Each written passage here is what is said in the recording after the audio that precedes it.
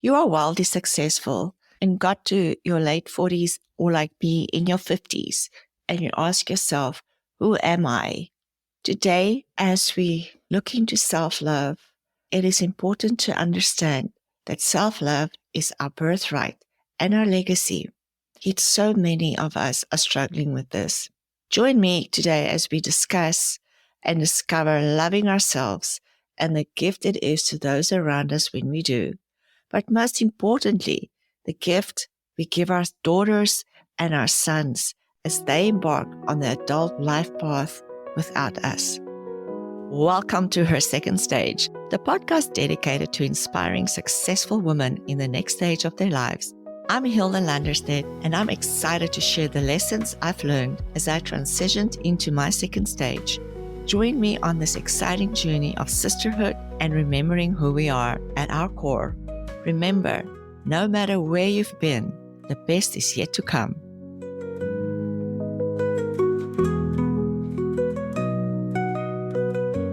Hi, I'm Hilda, and today I'm diving deep into the layers of that matters most in this beautiful second stage of ours. My personal mission is to create and spread love around the world, help people become more human in a world where technology divides us so much. And through the second stage movement, I hope you will help me spread the love so the ripples are felt far and beyond what we can see or imagine. We all have heard the well-known saying, hurt people hurt people. But so it's true that loved people love people. But no one is focusing on that.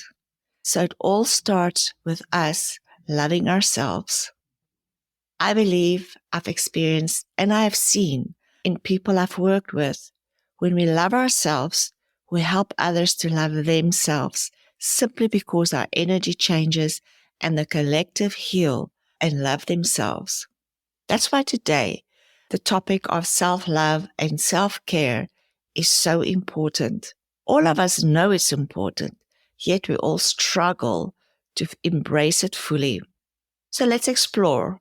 I want to discuss self-love, self-care, how they are similar, how they are different, why we struggle, and most importantly, can we start incorporating both self-love and self-care into our lives? Love for others starts with loving ourselves first. When we love ourselves first, we will be able to give love and acceptance to others, and our reality will mirror this back to us as we receive love back. And then I will need to put the emphasis on receiving, because we cannot fully love ourselves or anyone else for that matter if we haven't learned to receive. Yet, receiving is most women's biggest struggle. I have spoken to so many women, really strong, successful women who still in their late 40s, 50s, and beyond struggle with receiving. We can give ourselves all day to others, but we are unable and uncomfortable when we receive back, even sometimes something as small as receiving compliments are making a lot of women uncomfortable.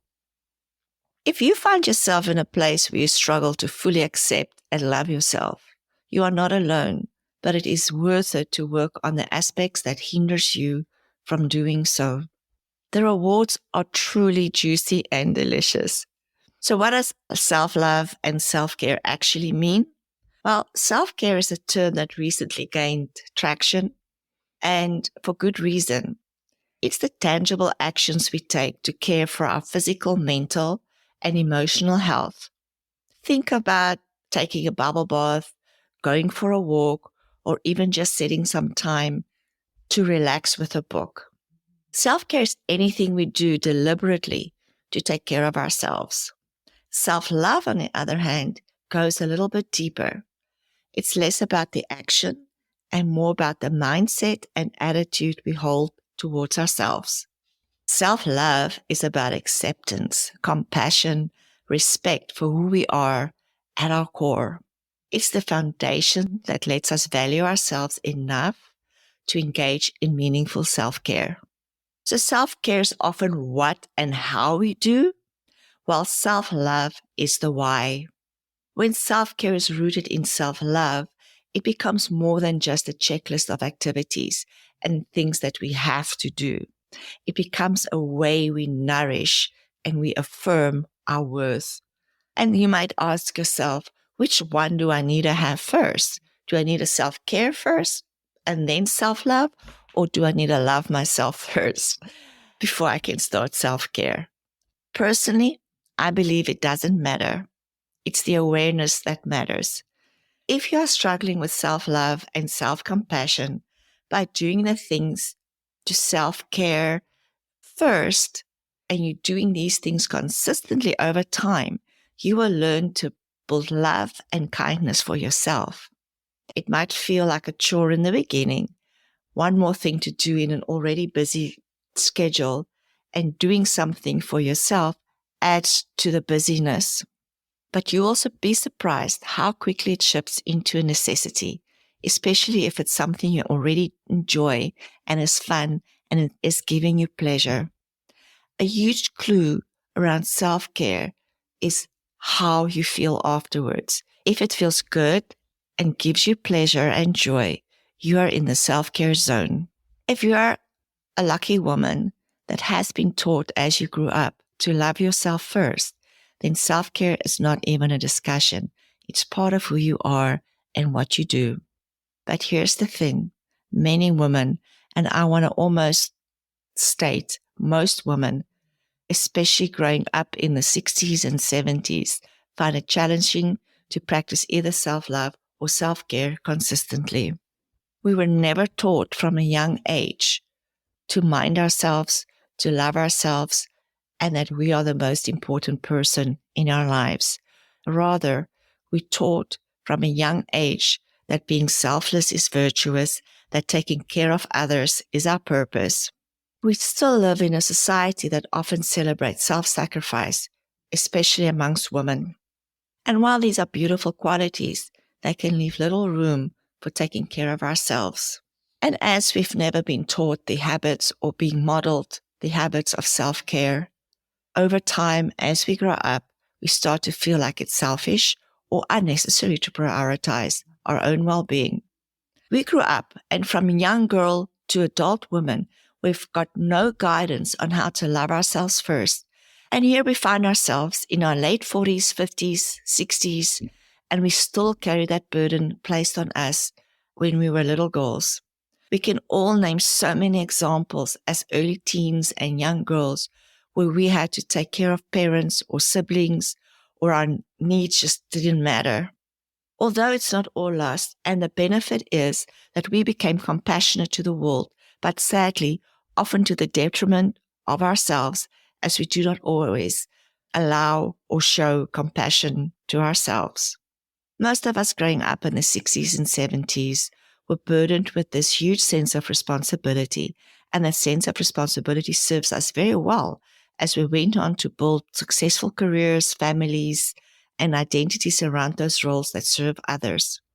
My sense of responsibility started at the age of 5, when I had to get up and make coffee for my parents and take them coffee in bed. Then at the age of 6, I was responsible to feed breakfast to my 2 sisters, and I was told this is the responsibility of being the eldest kid.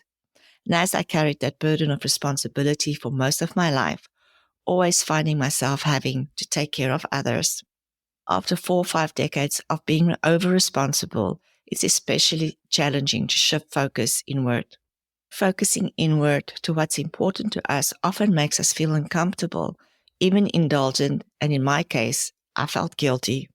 If we have to be brutally honest, we're not often shown or have never been taught that we're worthy of self-love.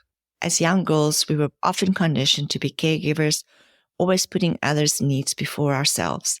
This expectation of us putting ourselves behind others can be internalized from a very young age, taking in consideration that this is also what probably been modeled to us by our mothers and grandmothers. This conditioning is reinforced by cultural norms and even our media, it's really communicated to us that our worth as women is tied up in our ability to care for others, not ourselves. Now we find ourselves after decades of raising children, growing our business and career success, and taking care of partners in relationships. We still feel obliged to succumb to society's norms, to take care of others and put ourselves last. Additionally, many women struggle with guilt and shame when they prioritize themselves. A lot of us worries about being seen as selfish or even neglectful. It's probably the worst thing to think that we are selfish the minute we put ourselves first or do something for ourselves. How can self-love be selfish? It's actually vital for you to have huge amounts of self-love to be able to give to everybody else around you. Some other factors determining the ability or inability for self-love is what we've been taught around boundaries, or if we had to deal with codependency and shame. In the world I grew up in, there was no boundaries. And even trying to have boundaries was completely disrespected. So I found myself as an adult not knowing what boundaries are, not knowing how to state my boundaries, or even put my foot down when others crossed my boundaries. Having no boundaries, being codependent, and carrying deep levels of shame hugely influences how we, especially as women, love ourselves and others. I want to encourage you to begin exploring and seeing self-love and self-care as essential, not optional. Self-love and self-care are not luxuries. They're foundations for a healthy, fulfilled life. As you create your second stage of life, loving yourself and caring for yourself should be an integral part of your vision for the future. Some ways to bring more self-love and self-care into our lives is to work on our awareness of where you currently are and to be honest about what is in your way. This will give you the insight into what you've probably been ignoring for a long time, and you can work on that and learn tools to change if you need to. One of the first steps is to acknowledge and question the beliefs you've held about your own worth. If we remember that our brains will only bring us information to support ourselves and our eyes will only see what we are looking for, as per the laws of reality. If you perhaps have been limiting beliefs about your own worth and your own value, you will constantly receive information to confirm that.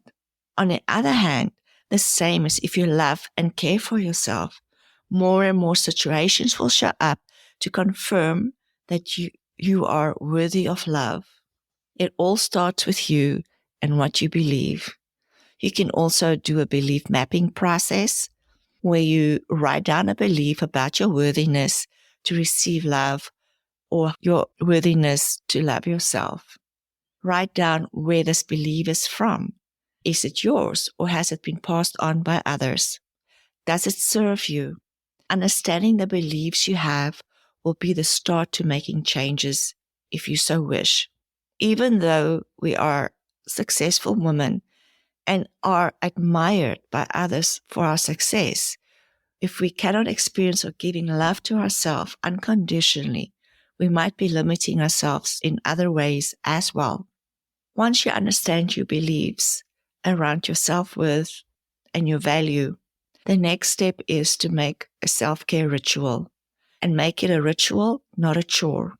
Find small ways to nurture yourself every day, whether it's a quiet moment with your favorite tea, a short walk outside, or a few minutes of meditation. These little acts of care are not just breaks from your day. They're a reminder that you matter, that you are worthy to be cared for. And finally, practice self-compassion. Self-love isn't about constantly feeling great about ourselves. It's about treating ourselves kindly even when we don't feel great about ourselves. If you're struggling, if you're tired, or even if you feel like you failed at something, give yourself the same compassion you would have given a close friend. Many of us are struggling with self-love and self-care because we're rewriting old narratives, creating new boundaries, and letting go of beliefs and expectations that's no longer serving us. Just a quick word on the topic of boundaries. I would encourage you to also become aware of those, your absences or your boundaries in your life. It is my experience that many of us in our generation have never been taught boundaries, and if we had boundaries, they were often crossed or disrespected by elders or family members in our lives. If you remember that boundaries are the place where you can love yourself and the other persons at the same time, there's really no option otherwise. As we start thinking about legacy and how we will be remembered and the impact we leave on our loved ones, I want to inspire you by imagining if one aspect of that legacy is self-love and self-acceptance modeled through how we treat and care for ourselves. When our children or grandchildren look at us, they'll see a woman who values and loves herself, and they will see that aging can become beautiful, wise, and empowering. This perspective shift can become part of your legacy, leaving behind a model for self-love, wholeness, self-respect that resonates long after you're gone. What a gift that is to your next generations. We all have our different life stories and experiences, but I believe all these are for us to create and write our own life story. We all have our different life stories and experiences, but I believe all these are for us to create and write our own life's love story. Loving ourselves leads us to be fully open and fully loving others. And this is how powerful we are as women to heal the world. Thank you for joining me today in this exploration of self-love and self-care. Remember, you're worth the time, the love, and the care it takes to nurture your own heart and soul. Please like and share the podcast with your friends. Reach out to me on social media or visit hersecondstage.com for more information about the community and find some support and tools. Until the next time, keep embracing your second stage of life with all of its beauty and possibility.